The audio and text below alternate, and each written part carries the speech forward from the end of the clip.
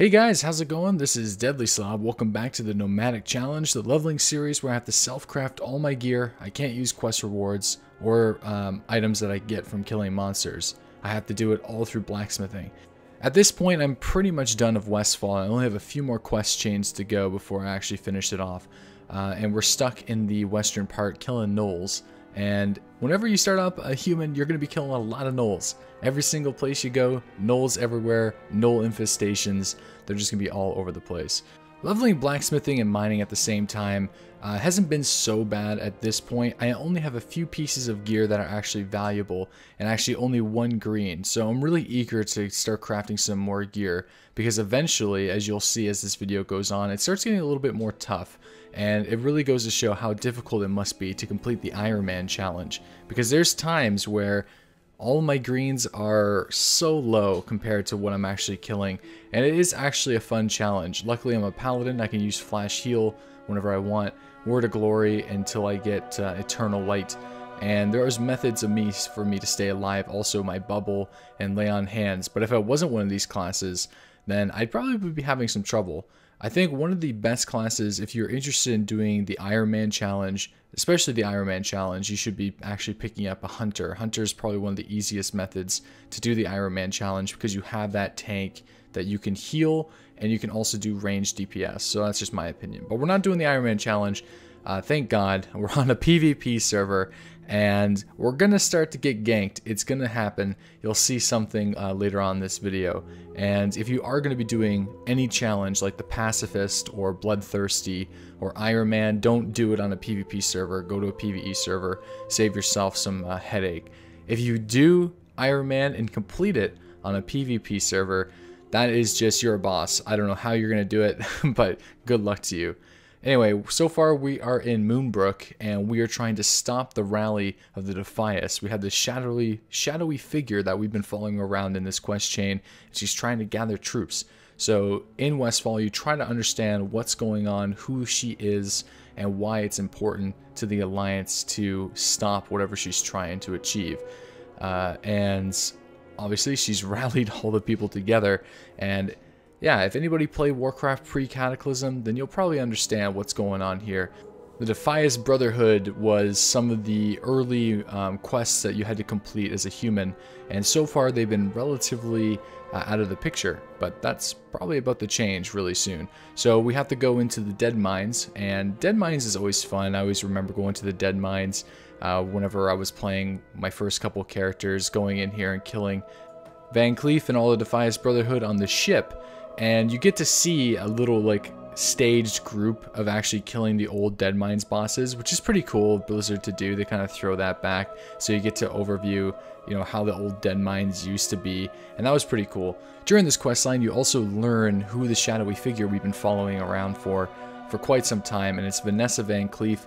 She's setting fire to Sentinel Hill, and at this point in time, we got to go retreat, inform the king, and then also go to a new zone. So we're done of Westfall. I'm going to quickly fly to Stormwind, do some micro stuff to sell some stuff on the auction house, and also fly over to Goldshire and do some blacksmithing.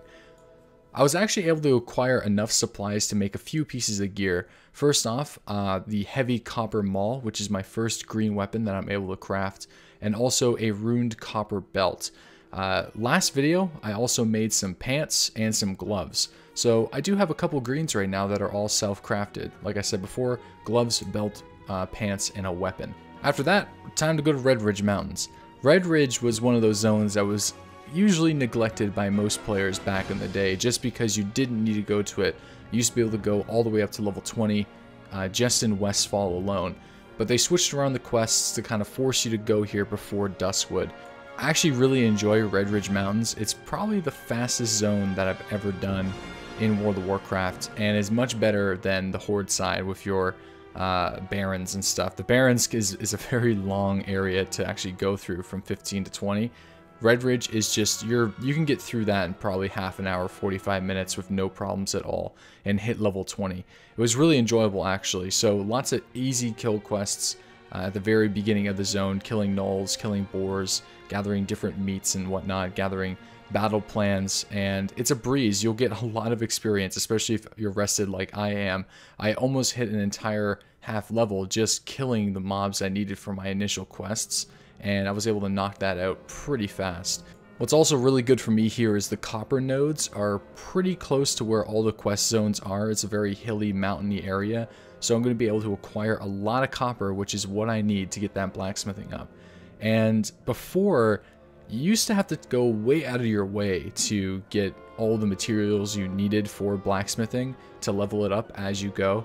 So far, I haven't had too many problems with that because I'm able to just acquire it as I'm doing these quests. I've been really lucky with that. There's only been a few times where I had to go out of my way to actually get the materials, and you'll see that in a couple of videos down the road whenever we start getting into more tin and iron and all that stuff.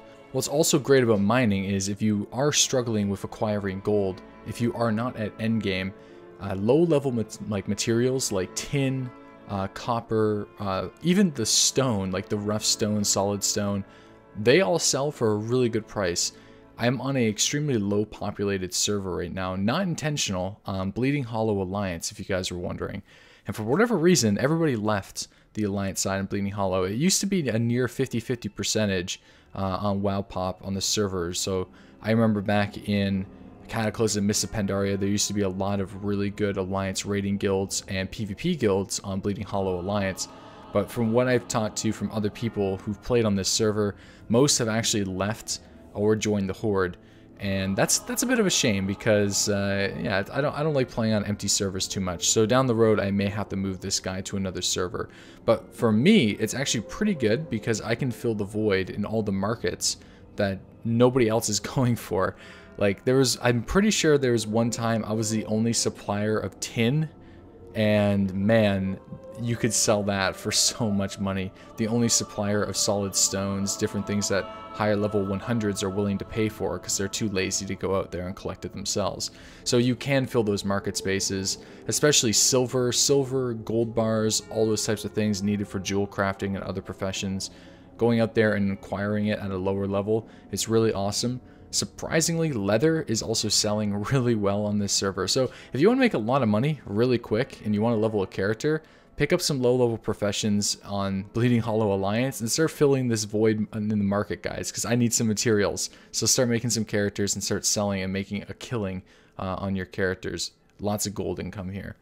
So level 17, I got Lay on Hands, and Lay on Hands is one of those Paladin abilities that is one of the strongest in the game. You can heal anybody, a friendly target or yourself, for 100% of their base health, which is amazing. I bound that to X, so if I'm ever in a really critical situation and I'm about to die, I'll just press X on my keyboard and I'm completely healed, or if I have a friendly nearby, I can target them, press X, and figure it out. Most of my key binds are pretty straightforward, but if you guys want to see a complete list of all my binds, then let me know in the comment section below and I'll make a separate macro and keybind video. I also made one a long time ago, but it's really outdated, so I'm willing to remake it, because key bindings is one of those things that if you don't bind your keys and you're clicking, you're not going to be performing as well as, you know, somebody who has. So make sure that you do that. Alright guys, it's time for the secret question of the day. What was your first raid in World of Warcraft or raiding experience with a guild? Mine was back in Karazhan in Burning Crusade. I used to run Karazhan with my guild all the time. It was the first time I ever got into the game, had a character that was max level and able to group up with my friends. And we were actually able to clear all the way to SSC. I didn't kill Illidan in Burning Crusade. I wasn't in a good enough raiding guild to get that far. But we did complete High Jaw as well, so we did SSC, and at the very end of the expansion, we finally completed High Jaw, which was fun. I mean, going through and raiding with your friends was something that really built an experience for me in World of Warcraft, and I actually continued to raid up until the end of Wrath of the Lich King, up until I think Blood Prince in the Lich King Citadel. So that was the last boss I was really killing in World of Warcraft. I didn't really raid in Cataclysm. I didn't really raid in Mists of Pandaria, or I haven't really raided yet in Draenor. But I might do it someday. It's just I don't know. Looking for raid, it's not bad, but kind of took the piss out of the raiding environment a little bit, in my opinion. but obviously you still have your normal heroic and mythic level raids that you can complete if you're looking for a challenge. So that's stuff for down the road. But we did get another ability at level 18, our Divine Shield.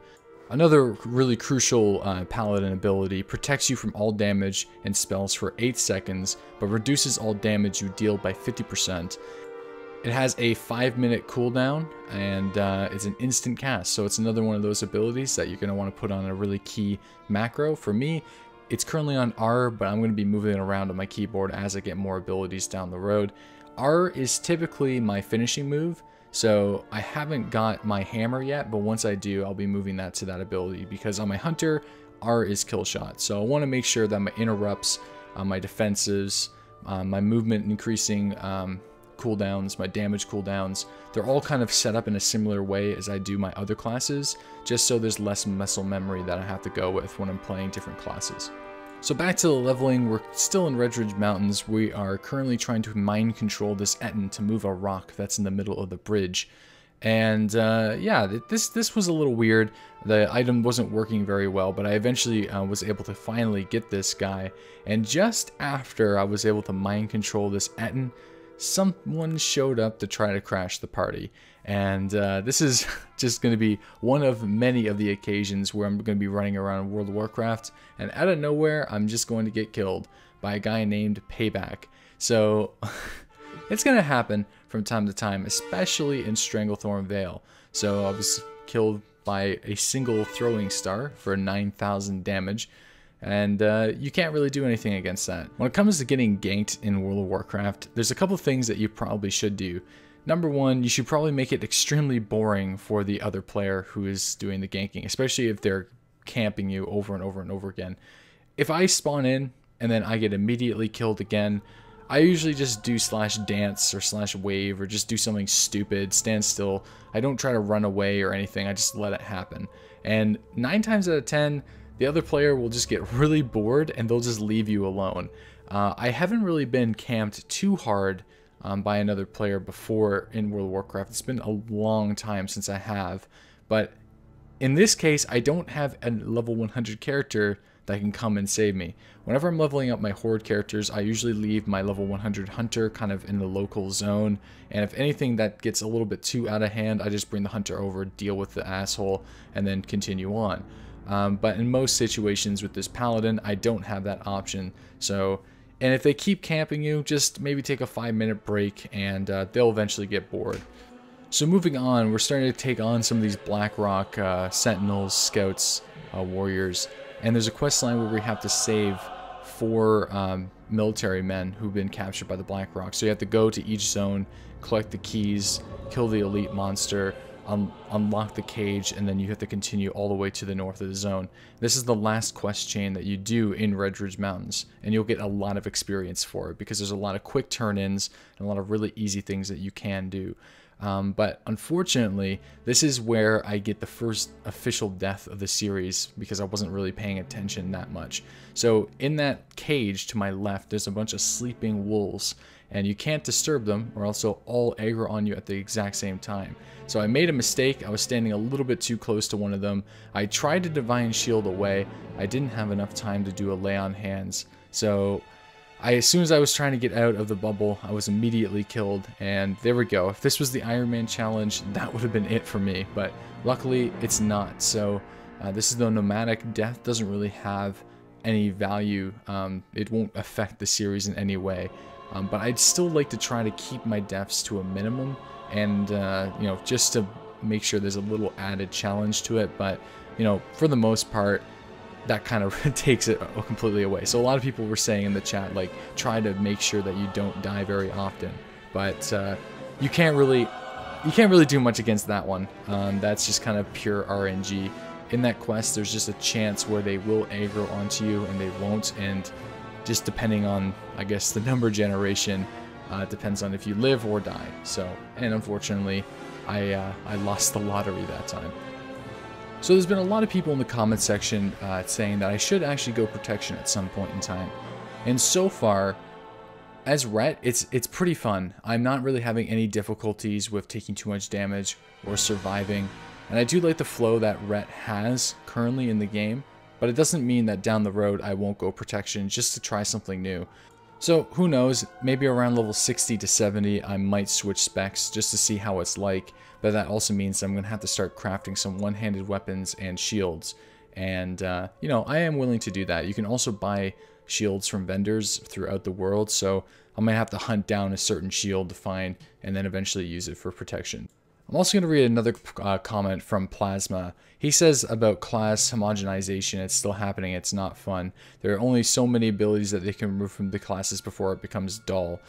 I do kind of agree. There's good points and bad points to making classes a little bit more synergized with the defensive bonuses, offensive bonuses, you know, your cooldowns, your interrupts, your cleanses.